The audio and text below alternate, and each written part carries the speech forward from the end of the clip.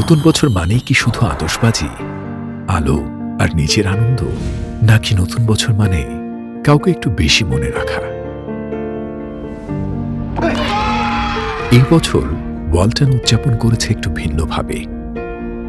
যাদের শৈশবটা ঠিকমতো শুরুই হতে পারেনি তাদের সঙ্গে, মাস্তুল ফাউন্ডেশনের শিশুদের সঙ্গে, যাদের স্বপ্নগুলো ছোট কিন্তু চোখ ভরা আশা, আর সেই শিশুদের সঙ্গে যারা প্রতিদিন লড়াই করে হাসি দিয়েই।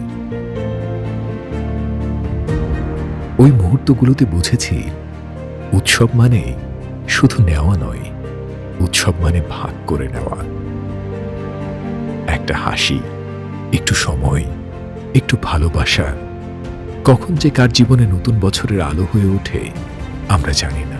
যারা ক্যান্সারের যুদ্ধ করছেন তাদের সমবেদনা প্রয়োজন নাই, তাদের প্রয়োজন সহযোগিতা, তাদের প্রয়োজন শ্রদ্ধা।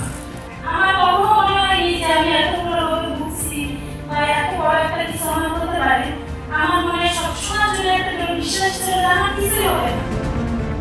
এই নতুন বছরে ওয়ালটন বিশ্বাস করে যদি আমরা একসাথে থাকি তাহলেই আগামীটা সুন্দর হয়।